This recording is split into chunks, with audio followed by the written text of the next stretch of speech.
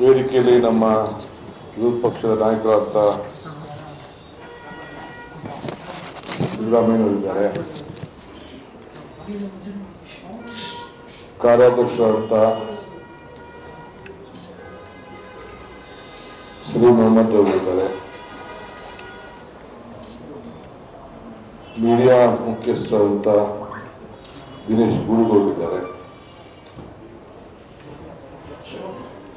ಮನ್ಸೂರ್ ಪ್ರಧಾನ ಕಾರ್ಯದರ್ಶಿ ಅಂತ ಮನ್ಸೂರ್ ಅವರಿದ್ದಾರೆ,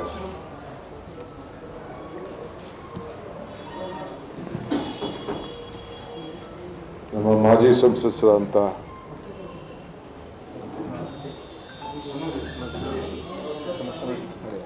ಐಜಿ ಸನದಿಯವರಿದ್ದಾರೆ,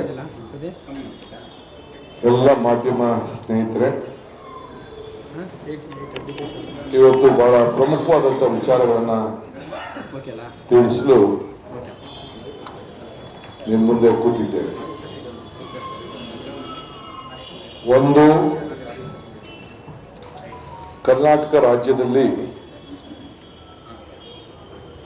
40% ಭ್ರಷ್ಟಾಚಾರ ತಾಂಡವ ಆಡ್ತಾ ಇರೋದಕ್ಕೆ ದಿನೇ ದಿನೇ ದಿನೇ ದಿನೇ ಸಾಕ್ಷಿಗಳು ಈಚೆ ಬರ್ತಾ ಇದೆ. ಪ್ರತಿ ದಿನ ಒಂದಲ್ಲ ಒಂದು ವಿಚಾರ ಬಹಿರಂಗವಾಗಿ ಜನರ ಗಮನಕ್ಕೆ ನೊಂದಂತ ಜನರು, ಸರ್ಕಾರದಲ್ಲಿ ಭಾಗಿಯಾಗಿರುವಂತಹ ಮಂತ್ರಿಗಳು, ಶಾಸಕರು, ಬಿಜೆಪಿಯ ಕಾರ್ಯಕರ್ತರು ಎಲ್ಲರೂ ಕೂಡ ಅವರ ನೊಂದ ಮನಸ್ಸನ್ನ ಬಿಚ್ಚಿ ಹೇಳ್ತಾ ಇದ್ದಾರೆ. ಕಳೆದ 2-3 ದಿನದ ಹಿಂದೆ KR ಪುರ ಕ್ಷೇತ್ರದಲ್ಲಿ ಒಬ್ಬ ನಂದೀಶ್ ಎಂಬ ಇನ್ಸ್ಪೆಕ್ಟರ್ ಆತ್ಮಹತ್ಯೆ ಅಂತೇಳಿ ಸಾರ್ವಜನಿಕವಾಗಿ ಹಾರ್ಟ್ ಅಟ್ಯಾಕ್ ಆಯಿತು ಅಂತ ಹೇಳಿ ಬಹಿರಂಗವಾಗಿ ತಿಳಿಸಿದ್ದಾರೆ.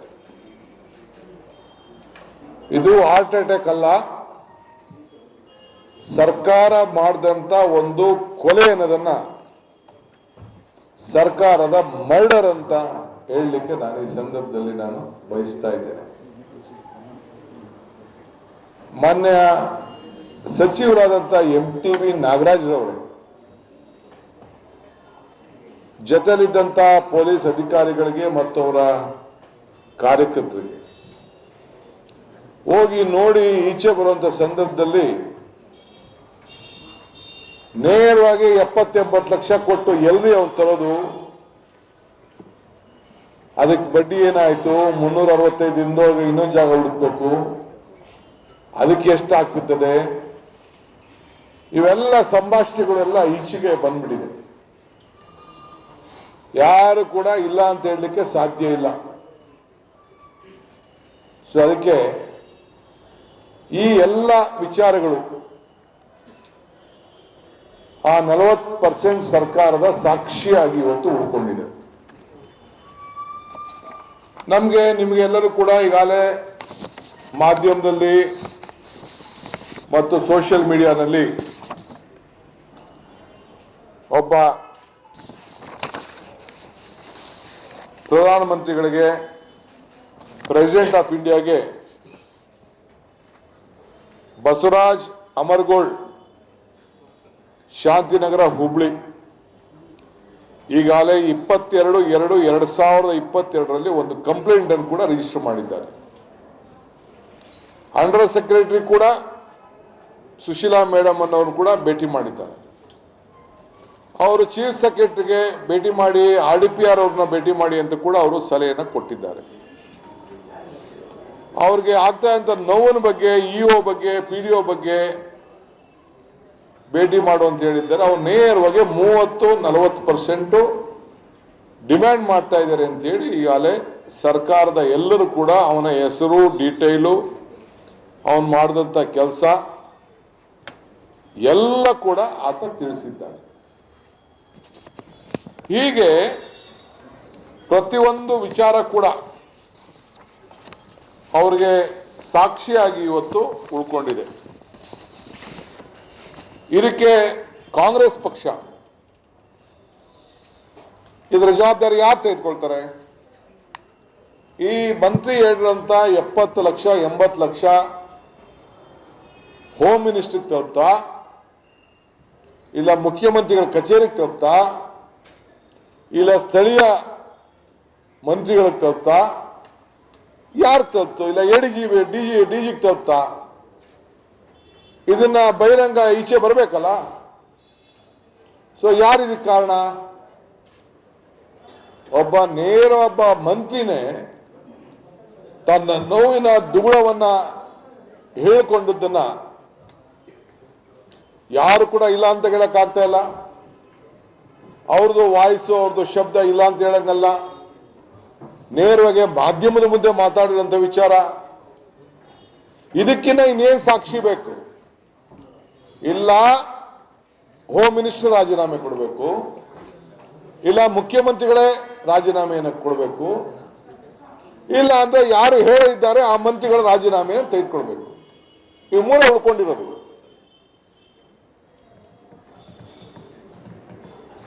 ನಾನು ಬಂಧಿಸಿ ಮತ್ತೊಂದು ಅನ್ನೋದನ್ನ ನಾವೇನ್ ಮಾಡ್ತೀವಿ ಮುಂದಕ್ಕೆ ಅಂತ ನಮ್ಮ ಕಾರ್ಯವ್ಯಾಪ್ತಿನ ನಮ್ಮ ಶಾಸಕಾಂಗ ಪಕ್ಷದ ನಾಯಕರು ತಿಳಿಸ್ತಾರೆ. ಇದು ಸರ್ಕಾರದಲ್ಲಿ ಪ್ರತಿ ಅಧಿಕಾರಿಗಳಲ್ಲೂ ಕೂಡ ಯಾರು ಕೂಡ ಹಣ ಕೊಡದೆ ಒಂದು ಪೋಸ್ಟ್ಗೆ ಪೊಲೀಸ್ ಇರ್ಬೋದು, ಒಂದು ನಾವು ನೇಮಕಗಳಲ್ಲಿ ಇವತ್ತು ನಾವು ಪ್ರತಿ ಒಂದು ಪೋಸ್ಟ್ ಅಲ್ಲೂ ಕೂಡ ವ್ಯಾಪಾರ ನಡೀತಾ ಇದ್ದನ್ನ ಬೆಲೆ ಈಗಾಗಲೇ ಕೆಲವು ಮಾಧ್ಯಮಗಳಲ್ಲಿ ಲಿಸ್ಟ್ ಹಾಕ್ಬಿಟ್ಟಿದ್ದೀರಿ. ಈಗಾಗಲೇ ಪೋಸ್ಟಿಂಗ್ ಅಲ್ಲೂ ಕೂಡ ಯಾರ್ಯಾರಿಗೆ ಡೆಪ್ಟಿ ಕಮಿಷನರ್ ಇಂದ ಹಿಡಿದು ಎಸಿಗಳಿಗೆ, ತಹಶೀಲ್ದಾರ್ಗಳಿಗೆ, ಇಂಜಿನಿಯರ್ಗಳಿಗೆ, ಪೊಲೀಸ್ ಅಧಿಕಾರಿಗಳು ಯಾರ್ಯಾರಿಗೆ ಎಷ್ಟೆಷ್ಟು ಪೋಸ್ಟ್ ಕೊಡಬೇಕು ಅಂತೇಳಿ ಮಾಧ್ಯಮದಲ್ಲೇ ಬಂದ್ಬಿಟ್ಟಿದೆ. ಆ ಮಾಧ್ಯಮದವ್ರನ್ನೂ ಕೂಡ ಏನೇನು ನಡೀತು ಅಂತೇಳಿ ಅದನ್ನ ನಮ್ಮ ವಿರೋಧ ಪಕ್ಷದ ನಾಯಕರು ಹೇಳ್ತಾರೆ. ಅದು ಮಾಧ್ಯಮದಲ್ಲೇ ಬಂದಿದ್ದಾರೆ. ಆ ಮಾಧ್ಯಮದವ್ರನ್ನು ಕೂಡ ಈ 40% ಕಮಿಷನಲ್ಲಿ ಮುಚ್ಚಿಸಬೇಕು ಅಂತೇಳಿ ಏನು ಒಂದು ಪ್ರಯತ್ನ ನಡೆದಿತ್ತು, ಆ ನಿರಾಕರಿಸಿದಂತ ಆ ಮಾಧ್ಯಮದ ಸ್ನೇಹಿತರಿಗೆ ರಾಜ್ಯದ ಜನತೆ ಪರವಾಗಿ 1 ಕೋಟಿ ನಮಸ್ಕಾರಗಳನ್ನು ಅರ್ಪಿಸಲಿಕ್ಕೆ ನಾನು ಬಯಸ್ತೇನೆ. ಪ್ರಜಾಪ್ರಭುತ್ವದ ವ್ಯವಸ್ಥೆಯಲ್ಲಿ ನ್ಯಾಯಾಂಗ, ಕಾರ್ಯಾಂಗ, ಶಾಸಕಾಂಗ, ಪತ್ರಿಕಾರಂಗ ಈ 4 ಜನ ಇದ್ರೆ ಮಾತ್ರ ಇದು ಉಳ್ಲಿಕ್ಕೆ ಸಾಧ್ಯ. ಈ ಭ್ರಷ್ಟ ಆಡಳಿತವನ್ನ ಬಯಲಿಗೆ ಹೇಳ್ತಾ ಇರೋರು ನಮ್ಗಿನ್ನ ನೀವು ಹೆಚ್ಚಿಗೆ ಕೆಲಸವನ್ನ ಕೆಲವರು ಮಾಡ್ತಾ ಇದ್ದೀರಿ. ನಾನು ಒಪ್ತೀನಿ, ಒಬ್ಬ ಪಕ್ಷದ ಅಧ್ಯಕ್ಷನಾಗಿ ಒಪ್ಕೊಳ್ತೀನಿ. ನಮ್ಗಿನ್ನ ಜಾಸ್ತಿ ಇನ್ವೆಸ್ಟಿಗೇಷನ್ ತಾವು ಮಾಡಿದ್ದೀರಿ, ಮಾಡಿ ಅನೇಕ ವಿಚಾರಗಳನ್ನ ಬಯಲ್ಗೆಳೆದಿದ್ದೀರಿ.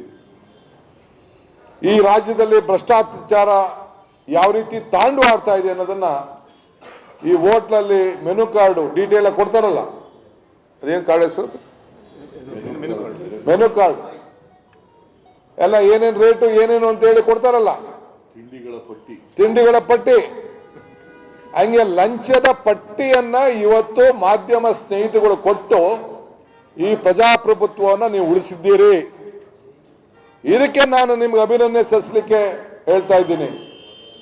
ಈ ಒಂದು ನೀವಿಲ್ಲ ಅಂದಿದ್ರೆ, ನಿಮ್ಮ ಭಯ ಇಲ್ಲ ಅಂದಿದ್ರೆ ಇವತ್ತು ಮುಖ್ಯಮಂತ್ರಿಗಳ ಕಚೇರಿ, ಕೆಲವು ಮಂತ್ರಿಗಳ ಕಚೇರಿ ಆಯ್ತು, ಗಿಫ್ಟ್ ಬಾಕ್ಸ್ಗಳಲ್ಲೆಲ್ಲ ಏನೋ ಒಂದು ಸ್ವೀಟ್ ಬಾಕ್ಸೋ ಹೂವನೋ ಏನಾದ್ರು ಕಟ್ಟಿದ್ರೆ ನಾವು ನೋಡಿದ್ದೇವೆ, ನಾವು ಕೊಟ್ಟಿದ್ದೇವೆ, ನಾ ಇಲ್ಲ ಅಂತ ನಾನು ಹೇಳುದಿಲ್ಲ.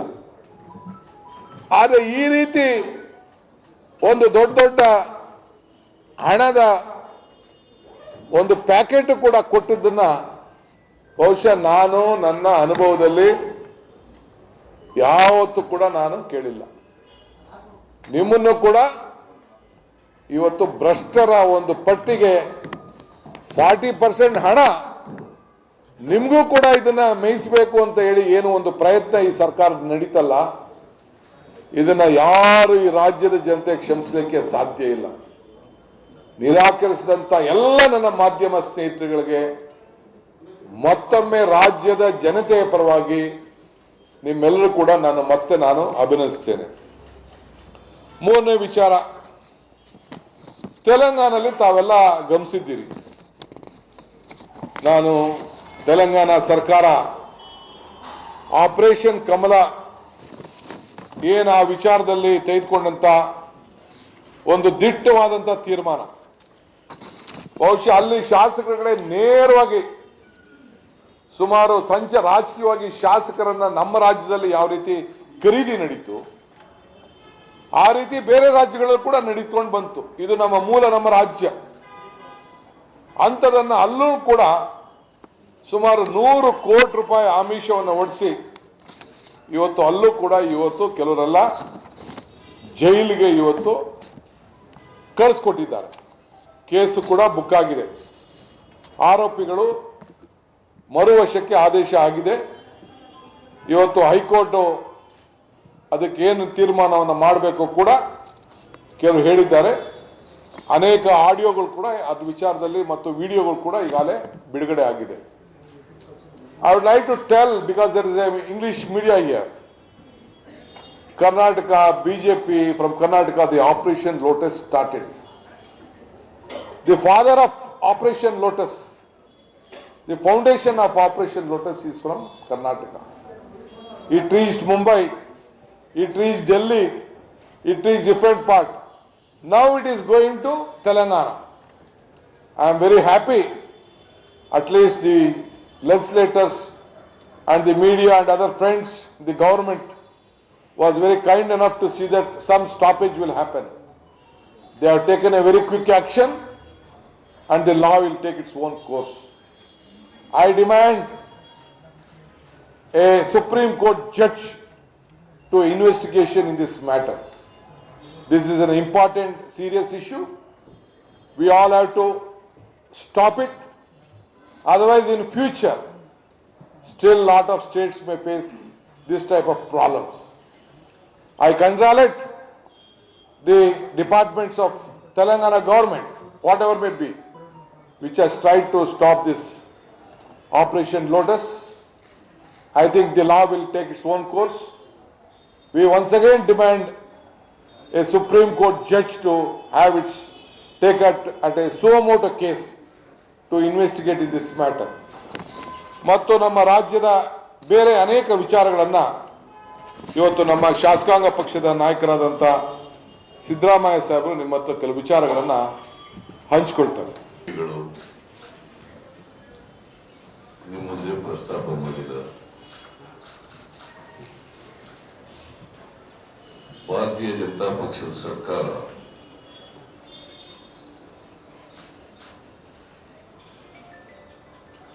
ಭ್ರಷ್ಟಾಚಾರದ ಮೂಲಕ MLAಗಳನ್ನ ಕೊಂಡ್ಕೊಳ್ಳೋದ್ರ ಮೂಲಕ ಆಪರೇಷನ್ ಕಮಲ ಮಾಡೋದ್ರ ಮೂಲಕ ಅಧಿಕಾರಕ್ಕೆ ಬಂದವರು.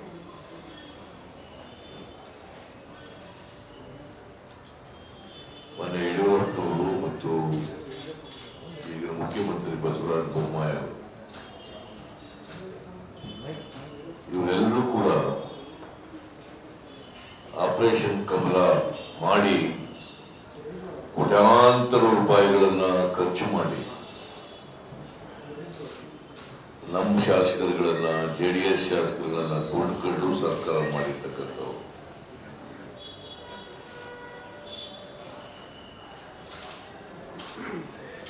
ಅದಕ್ಕೆ ಪ್ರತಿಯಾಗಿ ಇವತ್ತು ಭ್ರಷ್ಟಾಚಾರದಲ್ಲಿ ಮುಳುಗೋಗಿದ್ದಾರೆ. ಈ ಸರ್ಕಾರನ 40% ಕಮಿಷನ್ ಸರ್ಕಾರ ಅಂತೇಳಿ ಕಾಂಟ್ರಾಕ್ಟರ್ಸ್ ಅಸೋಸಿಯೇಷನ್ ಅವರು ಬರೀ ಬಾಯಿ ಮಾತಿನ ಮೂಲಕ ಹೇಳಿಲ್ಲ, ಲಿಖಿತ ಮೂಲಕವಾಗಿ ಪ್ರಧಾನಮಂತ್ರಿಗಳಿಗೆ ಬರೆದಿದ್ದಾರೆ. ನಾವು ಅದನ್ನು ಬೆಳಗಾಂನಲ್ಲಿ ಮತ್ತು ಬೆಂಗಳೂರು ಅಧಿವೇಶನಗಳಲ್ಲಿ ಪ್ರಸ್ತಾಪ ಮಾಡಲಿಕ್ಕೆ ಅಡ್ಜರ್ನ್ಮೆಂಟ್ ಮೋಷನ್ ಕೊಟ್ಟರು ಕೂಡ ಚರ್ಚೆ ಮಾಡಲಿಕ್ಕೆ ಅವಕಾಶವನ್ನು ಕೊಡಲಿಲ್ಲ. ಸ್ಪೀಕರ್ ಮೂಲಕ ಸರ್ಕಾರ ಅವ್ರ ಮೇಲೆ ಒತ್ತಡ ಹಾಕಿ ನಮಗೆ ಅವಕಾಶ ಸಿಗಲಿಲ್ಲ. ಆದರೆ ಬಸವರಾಜ ಬೊಮ್ಮಾಯಿ ಅವರು ದಾಖಲಾತಿ ಕೊಡಿ, ದಾಖಲಾತಿಗಳು ಇಲ್ಲದೇನೆ ನಾವು ಯಾವುದೇ ತನಿಖೆ ಮಾಡಲ್ಲ ಅಂತೇಳಿ ಜನರನ್ನ ತಪ್ಪುದಾರಿಗಳಿರ್ತಕ್ಕಂಥ ಒಂದು ಕುಟಿಲ ಪ್ರಯತ್ನವನ್ನ ಮಾಡ್ತಾ ಇದ್ದಾರೆ.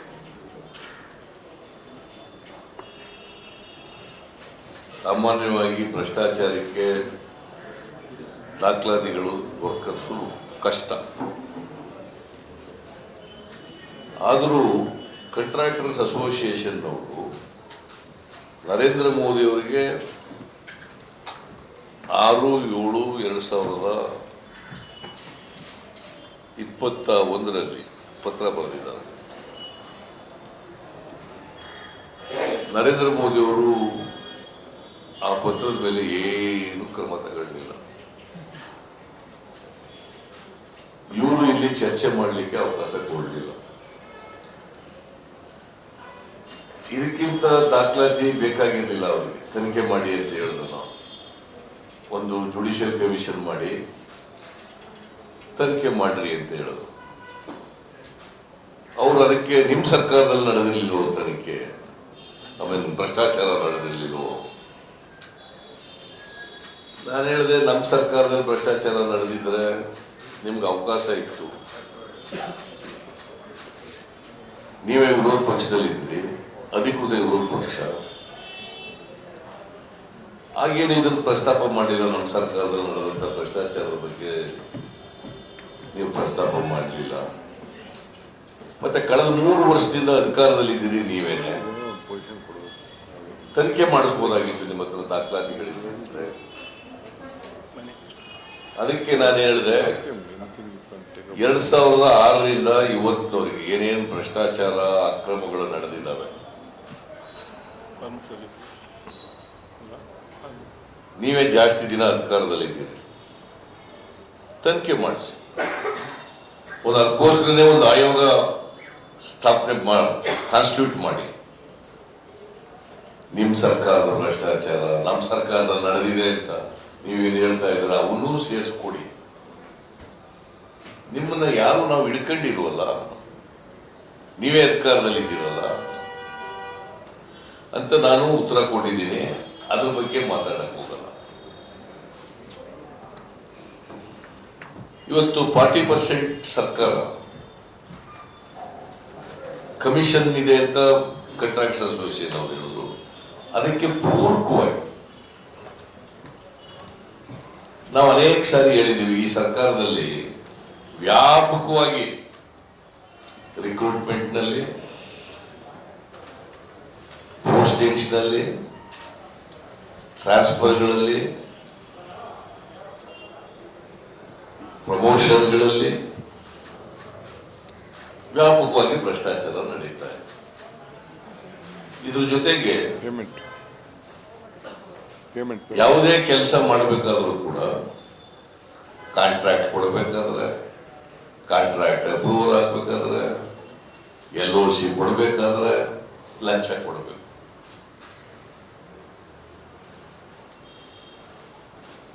%40 ಲಂಚ.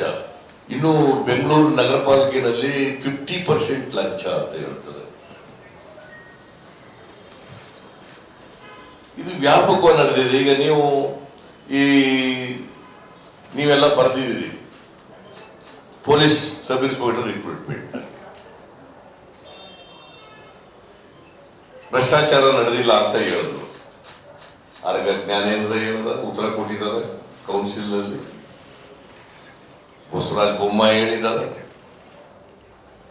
ಸಬ್ ಇನ್ಸ್ಪೆಕ್ಟರ್ ರಿಕ್ರೂಟ್ಮೆಂಟ್ ನಲ್ಲಿ ಭ್ರಷ್ಟಾಚಾರ ನಡೆದಿಲ್ಲ. ಯಾವುದೇ ಅಕ್ರಮಗಳು ನಡೆದಿಲ್ಲ. ಮತ್ತೆ ADGP ಪೌಲ ಪಾಲ್ ಯಾಕೆ ಜೈಲಿಗೆ ಹೋದ? ಹುಡುಗರು ಹೋದ್ರು. ಏನ್ ಜೈಲ್ ನೋಡಕ್ ಹೋಗಿದ್ದಾನ? ಅಲ್ಲಿ ನೆತಸ್ಥಾನ ಮಾಡಕ್ ಹೋಗಿದ್ದಾನ? ಹುಡುಗರುಗಳು ಸುಳ್ಳು ಹೇಳ್ತಾರ ನೋಡ್ರಿ ಹೆಂಗೆ. ಇದು ಒಂದು. ಈಗ ಸಂತೋಷ್ ಅವ್ರು ಸತ್ತೋದ, ಬೆಳಗಾಮನವರು ಪಾಪ. ಈಶ್ವರಪ್ಪ ಸುಮ್ಮನೆ ರಾಜೀನಾಮೆ ಕೊಟ್ಬಿಟ್ಟು ನಾವು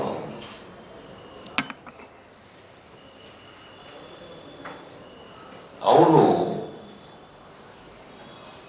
40% ಕಮಿಷನ್ ಕೇಳಿದ್ರು ಈಶ್ವರಪ್ಪನ ಕಚೇರಿನಲ್ಲಿ ಅಂತೇಳಿ ಇದರಲ್ಲಿ ಎಂತದು ಮೀಡಿಯಾದಲ್ಲಿ ಎಂತದ ಏನಂತ ಕರೀತಾರೆ ಏನಂತ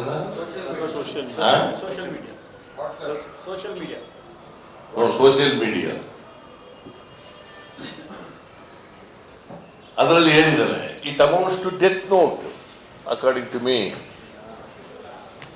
40% ಕೇಳಿದ್ರು ಲಂಚನ ಅಂತೇಳಿ. ನನ್ನ ಸಾವಿಗೆ ನೇರವಾಗಿ ಈಶ್ವರಪ್ಪ ಕಾರಣ ಅಂತ ಹೇಳಿದ್ರು. ಈಶ್ವರಪ್ಪ ಕಾರಣ. That is why I resign.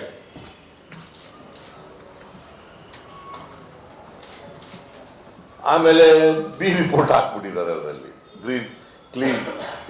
Clean chit ಕೊಟ್ಬಿಟ್ಟು ಬಿ ರಿಪೋರ್ಟ್. ಎವಿಡೆನ್ಸ್ ಇಲ್ಲ. See, for want of cogent evidence, ಒಂದು ಸಾರಿ ಕ್ರಿಮಿನಲ್ ಕೇಸ್ಗಳು ಬಿ ರಿಪೋರ್ಟ್ ಹಾಕ್ತಾರೆ. ಆದರೆ ಇವನು ಹೇಳಿದ್ರಲ್ಲ, ಉತ್ತರ ಕರ್ನಾಟಕದಲ್ಲಿ ಯಾರೋ ಸತೋದ್ನಲ್ಲ, ಯಾರೋ ಪರೇಶ್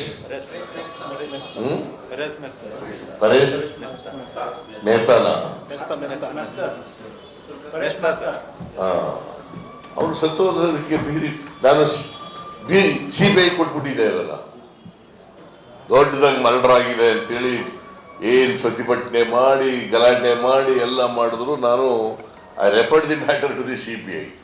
ನಮ್ಮ ಕಾಲದಲ್ಲಿ ನಡೆದಿತ್ತು ಅಂತ CBI ರಿಪೋರ್ಟ್ ಕೊಟ್ಟಿದ್ದಾರೆ. ನಾನು ಕೊಟ್ಟಾಗ CBI ಕೊಟ್ಟಾಗ ಯಾರಿದ್ದಾರೆ ಅಧಿಕಾರದಲ್ಲಿದ್ದವರು? Mister Narendra Modi. Who is the Home Minister of the country? Mr. Amit Shah. ಆ ಬಿ ರಿಪೋರ್ಟ್ ಕೊಟ್ಟ ಮೇಲೆ ಏನ್ ಹೇಳ್ತಾರೆ BJP ಅವರು? ಸಿದ್ದರಾಮಯ್ಯ ಸಾಕ್ಷ್ಯ ನಾಶ ಮಾಡ್ಬಿಟ್ಟ. ಈ CBI ಯಾರ ಅಧೀನದಲ್ಲಿರೋದು? ಅಮಿತ್ ಶಾ. ಯಾವ ಪಕ್ಷದ ಮಂತ್ರಿ ಅವರು? BJP ಮಂತ್ರಿ. ಸಾಕ್ಷ್ಯ ನಾಶ ಆಗಿದೆ, ಸರಿಯಾದ ರೀತಿಯಲ್ಲಿ ತನಿಖೆ ಆಗಿಲ್ಲ ಅಂತಂದ್ರೆ ಅಮಿತ್ ಶಾ ಇನ್ಎಫಿಷಿಯಂಟ್ ಅಲ್ವಾ? These BJP people should ask the resignation of Mr. Amit Shah.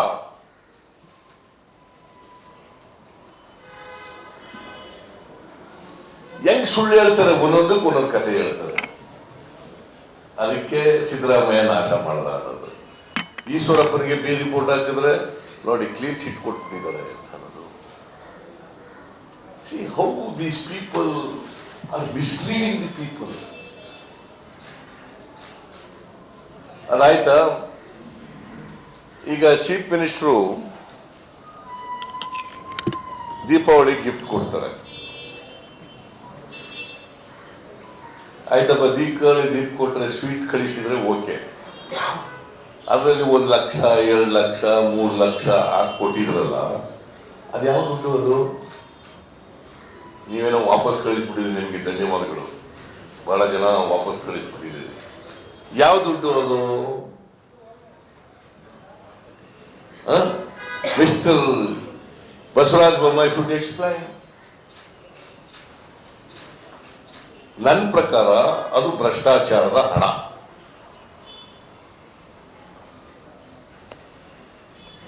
ಇವರು ನೀವೆಲ್ಲ ಭ್ರಷ್ಟಾಚಾರ ಬಯಲು ಮಾಡ್ತೀರಿ, ಬರೀದೇ ಇರಲಿ ಅಂತೇಳಿ ನಿಮಗೆ ಕೊಟ್ಟಿರೋದು ದುಡ್ಡ. ಬರೀಬಾರದು. ನೀವು ಬರೆದಿದ್ದೀರಿ. ಆ ಪ್ರಜಾವಾಣಿ ಪತ್ರಿಕೆಯವರು 7/3/2022 ಯಾರು ಪ್ರಜಾವಾಣಿ ಪೇಪರ್ನವರು? ನೀವು ಅದರಲ್ಲಿ ಪೊಲೀಸ್ನವರಿಗೆ ಯಾರ್ಯಾರಿಗೆ ಎಷ್ಟೆಷ್ಟು ದುಡ್ಡು ಅಂತ ಬರದೇ ಕೊಟ್ಟವ್ರೆ. ಅದು ಬರೀದೇ ಇರಲಿ ಅಂತ. ರೆಡ್ ಕಾರ್ಡ್ ಸಬ್ ಇನ್ಸ್ಪೆಕ್ಟರ್ಗೆ ಇಷ್ಟು, ಇನ್ಸ್ಪೆಕ್ಟರ್ಗೆ ಇಷ್ಟು, ಆಮೇಲೆ ಡಿಸಿಪಿಗೆ ಇಷ್ಟು, ಎಸಿಪಿಗೆ ಇಷ್ಟು, ಡಿವೈಎಸ್ಪಿಗೆ ಇಷ್ಟು, ಎಸ್ಪಿಗೆ ಇಷ್ಟು. ನೀವು ಬರ್ತಿದ್ದೀರಲ್ಲಪ್ಪ, ನೀವು ಸುಮ್ಮನೆ ಬರ್ಬಿಟ್ರ? ನಿಮ್ಗೂ ಇಲ್ಲ ಇನ್ಫಾರ್ಮೇಶನ್ ಎಲ್ಲ ಇನ್ವೆಸ್ಟಿಗೇಷನ್ ಮಾಡಿ ಇನ್ಫಾರ್ಮೇಶನ್ ತಗೊಂಡ ಬಂದಿರೋದು. ಇಂಜಿನಿಯರಿಂಗ್ ಇಷ್ಟು, ಬೇರೆ ಬೇರೆ ಇಲಾಖೆಯಲ್ಲಿ ಇರ್ತಕ್ಕಂಥ ಪ್ರೊಫೆಸರ್ಗಳಿಗೆ ಇಷ್ಟು, ಇವಕ್ಕೆಲ್ಲ ಬಂದ್ಬಿಟ್ಟಿದೆ. ಯಾವ ಕಾಲದಲ್ಲೂ ಕೂಡ ಹೀಗಾಗಿರ್ಲಿಲ್ಲ. ಹೋಟ್ಲಲ್ಲಿ ಮೆನು ಲಿಸ್ಟ್ ಇದೆಯಲ್ಲ, ತಿಂಡಿ ಪಟ್ಟಿ, ಮಸಾಲೆ ದೋಸೆಗಿಷ್ಟು, ಉಪ್ಪಿಟ್ಟಿಗಿಷ್ಟು, ರವಾ ದೋಸೆಗಿಷ್ಟು, ಕೇಸರಿ ಬಾತ್ಗಿಷ್ಟು, ಇಡ್ಲಿಗಿಷ್ಟು, ದೋಸೆಗಿಷ್ಟು, ರವೆ ಇಡ್ಲಿಗಿಷ್ಟು, ಬೋಂಡಕ್ಕಿಷ್ಟು, ಉದುರೊಡೆಗಿಷ್ಟು ಅಂತ ಹಾಕಿರ್ತಾರಲ್ಲ. ಆ ಥರ ಇವರು ಬೆಲೆ ನಿಗದಿ ಮಾಡ್ಬಿಟ್ಟಿದ್ದಾರೆ. ಒಂದೊಂದು ಪೋಸ್ಟ್ಗೂ ಇಷ್ಟಿಷ್ಟು ದುಡ್ಡು ಕೊಡಬೇಕು ಅಂತ ಮಾಡ್ಬಿಟ್ಟಿದ್ದಾರೆ. ನೋಡಿ, ಈಗ ಅದು ಸಾಬೀತಾಗ್ಬಿಡ್ತು. ಈಗ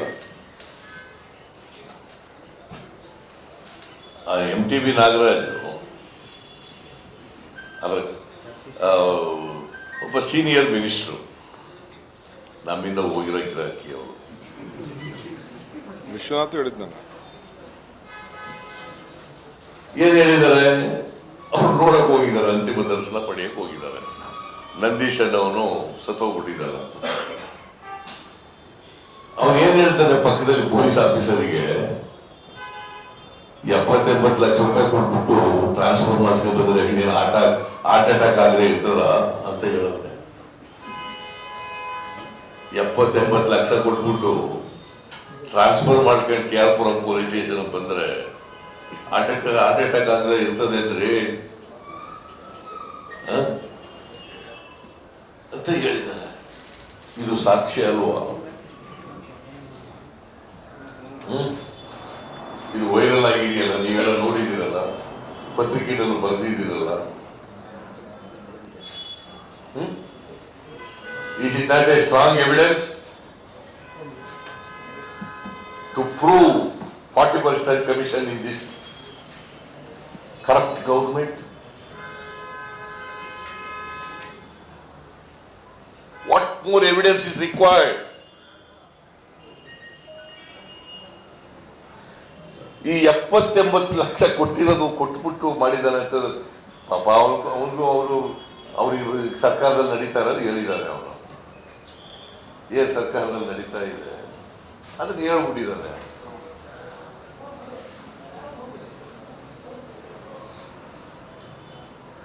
ಇದಕ್ಕಿಂತ ಇನ್ನೇನು ಎವಿಡೆನ್ಸ್ ಬೇಕ್ರಿ? ಸಂತೋಷ್ ಸತ್ತ, ನಂದೀಶ್ ಸತ್ತ, ಯಾರು ಹೊಣೆ ಇದಕ್ಕೆ? ಯಾರು ರೆಸ್ಪಾನ್ಸಿಬಲ್ ಇದಕ್ಕೆ?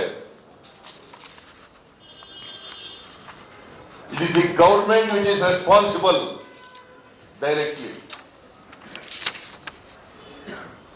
It is the chief minister who is responsible directly. It is home minister who is responsible directly.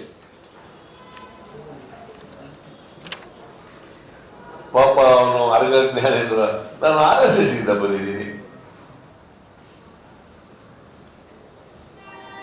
Sub inspector recruitment ನಲ್ಲಿ ಅಕ್ರಮವೇ ನಡೆದಿಲ್ಲ. ಈ ಚೀಫ್ ಮಿನಿಸ್ಟರ್ 1 ಲಕ್ಷ ರೂಪಾಯಿ, 2 ಲಕ್ಷ ರೂಪಾಯಿ, 3 ಲಕ್ಷ ರೂಪಾಯಿ ಪತ್ರಕರ್ತರಿಗೆ ಕೊಟ್ಟಿದ್ದಾರಲ್ಲ. ಈ ಸಿದ್ಧಾಂತ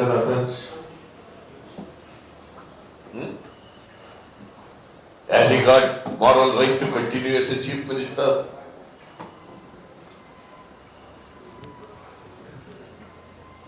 Yes, no moral right to continue as a chief minister.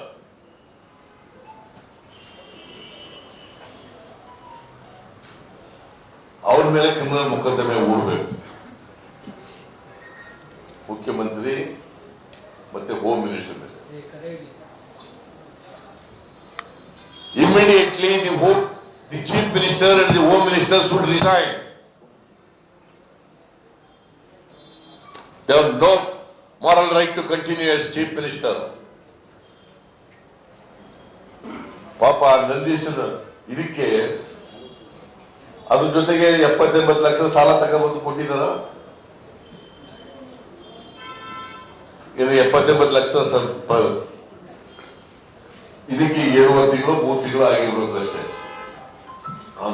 ಅಲ್ಲಿಗೆ ಹೋಗಿ KR ಪೊಲೀಸ್ ಸ್ಟೇಷನ್ಗೆ ಯಾರು ಕೊಟ್ಟಿದ್ದಾರೆ ಅಂತ ಬಯಲಾಗಬೇಕಲ್ಲ. ಚೀಫ್ ಮಿನಿಸ್ಟರ್ ಕೊಟ್ಟಿದ್ದಾರ, ಹೋಮ್ ಮಿನಿಸ್ಟರ್ ಕೊಟ್ಟಿದ್ದಾರ, ಅಥವಾ ಅಲ್ಲಿ ಕ್ಷೇತ್ರದ MLA ಕೊಟ್ಟಿದ್ದಾರ, ಯಾರು ಕೊಟ್ಟಿದ್ದಾರೆ ಅಂತ ಗೊತ್ತಾಗಬೇಕಲ್ಲ. ಆ ನಂದೀಶ್ ಅನ್ನೋನು ಪಾಪ ಪ್ರಾಣ ಕಳ್ಕೊಂಡ, ಅವನ ಆತ್ಮಹತ್ಯೆ ಯಾರು ಅಲ್ಲ ಹೃದಯಾಘಾತ, ಹಾರ್ಟ್ ಅಟ್ಯಾಕ್. ವೀಕ್ ಹಾರ್ಟ್ ಇರೋರಿಗೆ ಏನಾಗುತ್ತೆ, ಒಂದ್ ಕಡೆ ಸಾಲ ತಗೊಂಡಿರೋದು, ಇನ್ನೊಂದ್ ಕಡೆ ಸಸ್ಪೆಂಡ್ ಮಾಡ್ಬಿಟ್ಟವ್ರೆ. ನಾ ಸಸ್ಪೆಂಡ್ ಮಾಡೋದ್ರ ಬಗ್ಗೆ ಮಾತಾಡಕ್ ಹೋಗಲ್ಲ. ಸಣ್ಣ ತಪ್ಪು ಮಾಡೋದು ಒಂದೇ, ದೊಡ್ಡ ತಪ್ಪು ಮಾಡೋದು ಒಂದೇ. I'm not going to comment on that. But 70-80 lakh ಕೊಟ್ಟು ಹೋಗಿದ್ದಾನೆ KR ಪೊಲೀಸ್ ಸ್ಟೇಷನ್ಗೆ ಅಂತ MTB ನಾಗರಾಜ್ ಬಹಳ ಸ್ಪಷ್ಟವಾಗಿ ಹೇಳಿದ್ದಾರೆ. MTB ನಾಗರಾಜ್ ಅವ್ರಿಗೂ ಚೆನ್ನಾಗಿ ಗೊತ್ತಿರಬೇಕು, ಅದನ್ನ ನೋಡಕ್ಕೆ ಯಾಕೆ ಹೋಗ್ತಿದ್ದ ಅವನಿಗೆ. ಅವ್ನು ಹೇಳಿರ್ಬೇಕು MTB ನಾಗರಾಜನ್ಗೆ, ನಾನು 70-80 ಲಕ್ಷ ಕೊಟ್ಬಿಟ್ಟು ಬಂದಿದ್ದೀನಿ ಅಂತ ಹೇಳಿರ್ಬೇಕು. ಹೇಳಿದ್ಲೇ ಗೊತ್ತಾಗಲ್ಲ ಅಂತೆಲ್ಲ, ಅವ್ನು ಹೇಳಿರೋದ್ರಿಂದಲೇ ಅವನು ಹೇಳಿರೋದು. ನಾನು 70-80 ಲಕ್ಷ ಹೋಗ್ಬಿಟ್ಟು ಬಂದಿದ್ದೀನಿ KR ಅಂತ ಇವನ ಹತ್ರ ಹೋಗಿ ಹೇಳ್ಕೊಂಡವನೆ, MTB ನಾಗರಾಜನ ಹತ್ರ. ಆ ನಾಗರಾಜ ಅದನ್ನ ಬಾಯಿ ಬಿಟ್ಟವನೆ ಪಾಪ. ನೋಡಕ್ ಹೋಗೋನೆ, ಸಾವು ನೋಡಕ್ ಹೋಗೋನೆ, ಬಾಯಿ ಬಿಟ್ಬಿಟ್ಟಿದ್ದಾನೆ. But it is a fact, but it is a strong evidence. ಅದಾಯ್ತಾ ನೋಡಿ. ಇತ್ತೀಚೆಗೆ ನೀವು ಇದನ್ನ ನಮ್ಮ ಶಿವಕುಮಾರ್ ಕೂಡ ಹೇಳಿದ್ದಾರೆ. 20/10/2022 ಪ್ರೆಸಿಡೆಂಟಿಗೆ ಯಾರವರು ಮಿಸ್ಟರ್ ಬಸವರಾಜ್, ಇಲ್ಲೇ ಇದೆ ಬಸವರಾಜ್, ಇಲ್ಲಿದೆ ಹೆಸರಿದೆ, ಇಲ್ಲಿ ಸೈನ್ ಮಾಡಿದ್ದಾರೆ. ಬಸವರಾಜ್ ಅಮರ್ಗೋಲ್ಡ್, ಬಸವರಾಜ್ ಅಮರ್ಗೋಲ್ಡ್ ಹುಬ್ಬಳ್ಳಿ ಸೈನ್ ಮಾಡಿದ್ದಾರೆ. ಇದು ಪ್ರೆಸಿಡೆಂಟ್ಗೆ ದಯಾಮರಣಕ್ಕೆ ಪತ್ರ ಬರೆದಿರೋದು.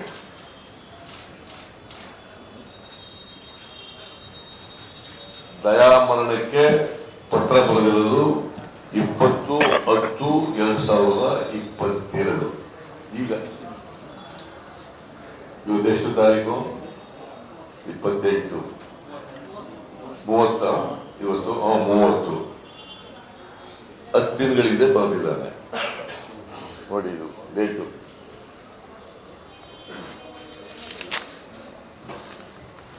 ಡೇಟ್ 20, ಎಲ್ಲ ಕನ್ನಡಕ,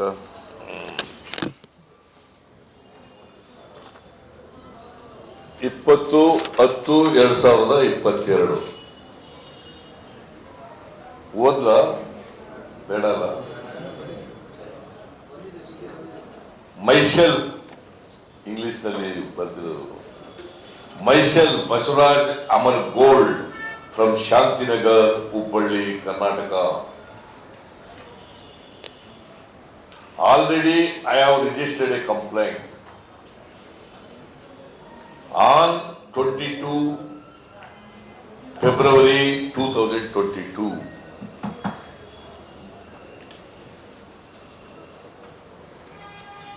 V went to under secretary government of Karnataka Mrs K Sushila madam ಅಲ್ಲಿ ಹೋಗಿದ್ದಾರೆ. ಅವ್ರು ಏನು ಹೇಳಿದ್ದಾರೆ, ಸುಶೀಲಾ ಮೇಡಮ್ ಅವರು ಅಂಡರ್ ಸೆಕ್ರೆಟರಿ ಇಲ್ಲ, ಹೋಗಿ ಪ್ರಿನ್ಸಿಪಾಲ್ ಸೆಕ್ರೆಟರಿ ಭೇಟಿ ಮಾಡಿ RDP ಅವರು ಅಂತ ಹೇಳಿದ್ದಾರೆ. ಇವರು ಏನು ಮಾಡಿದ್ದಾರೆ ಪಾಪ, ಮೊದಲನೇ ಇದು ಬಂತಲ್ಲ COVID-19 ಬಂತಲ್ಲ, ಆಗ ಕೆಲವು ಉಪಕರಣಗಳನ್ನೆಲ್ಲ ಮಾಡಿದ್ದಾರೆ. ಚಿಕ್ಕಮಗಳೂರು ಜಿಲ್ಲಾ ಪಂಚಾಯತಿಗೆ, ಮೂಡಿಗೆರೆ ತಾಲೂಕ್ ಪಂಚಾಯತಿಗೆ, ಗ್ರಾಮ ಪಂಚಾಯತಿಗಳಿಗೆಲ್ಲ ಅಲ್ಲಿಗೆ ಉಪಕರಣಗಳನ್ನೆಲ್ಲ ಪರಿಕರಗಳನ್ನ ಕೊಟ್ಟಿದ್ದಾರೆ. 20% ಕೊಟ್ಟಿದ್ದಾರೆ ಬಿಲ್ಲು, ಇನ್ನು ಉಳಿದಲ್ಲಿ ಕೊಟ್ಟಿಲ್ಲ. ಪಾಪ ಏನಂತ ಬರ್ಕೊಂಡಿದ್ದಾರೆ, ನಾನು ನೋಡಿ ಸಾಲ ಪಾಲ ಮಾಡ್ಕೊಂಡಿದ್ದೀನಿ, ಮನೆ ಬಾಡಿಗೆ ಕಟ್ಟಕ್ಕೆ ದುಡ್ಡಿಲ್ಲ, ಜೀವನ ಮಾಡಕ್ ದುಡ್ಡಿಲ್ಲ, ಸಾಲ ಕಟ್ಟಕ್ಕೆ ದುಡ್ಡಿಲ್ಲ, ಈಶ್ವರಪುರ ಕಾಲ ಅಂತ ಎಲ್ಲ ಹೇಳ್ಕೊಂಡಿದ್ದಾರೆ. ಪ್ರೈಮ್ ಮಿನಿಸ್ಟರ್ಗೂ ಪತ್ರ ಬರೆದಿದ್ದಾರೆ, ಚೀಫ್ ಮಿನಿಸ್ಟರ್ ಭೇಟಿ ಮಾಡಿದ್ದಾರೆ, RDPR ಪ್ರಿನ್ಸಿಪಾಲ್ ಸೆಕ್ರೆಟರಿ ಭೇಟಿ ಮಾಡಿದ್ದಾರೆ. ಯಾರನ್ನು ಭೇಟಿ ಮಾಡಿದ್ರು ಕೂಡ ಅಲ್ಲಿ PDOಗಳಿದಾರಲ್ಲ, ಪಂಚಾಯತಿ PDOಗಳು, ಅವ್ರು ಹೇಳ್ತಾರೆ 30% 40% ಲಂಚ ಇದೆಯಾ ಬಿಲ್ ಕೊಡ್ಬೇಕಾದ್ರೆ ಸುಮ್ಮನೆ ಕೊಟ್ಬಿಟ್ಟಿವ ಅಂತ ಹೇಳೋರು. ಯಾರು ಹೇಳಿರೋದು ಇದು ನೋಡಿ, the PDOs are demanding for money of 30 to 40%.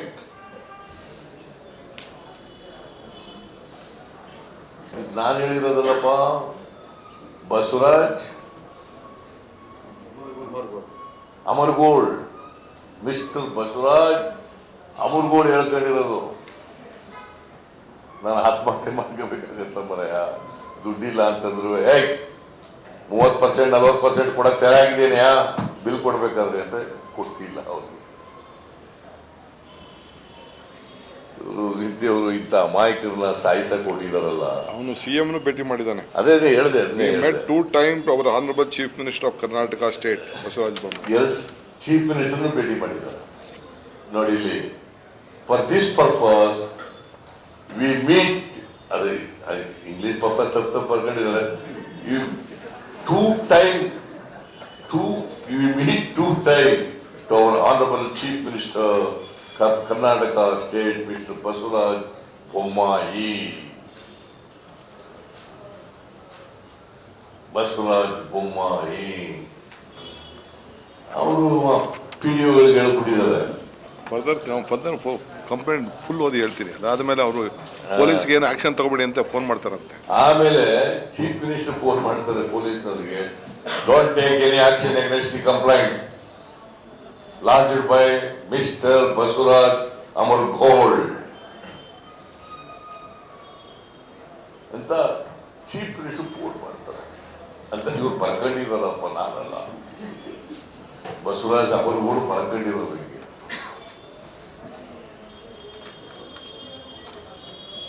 ಇಂಥ ಭ್ರಷ್ಟ ಜನ ವಿರೋಧಿ ಸರ್ಕಾರ ಯಾವಾಗಲೂ ಬಂದಿತ್ತ?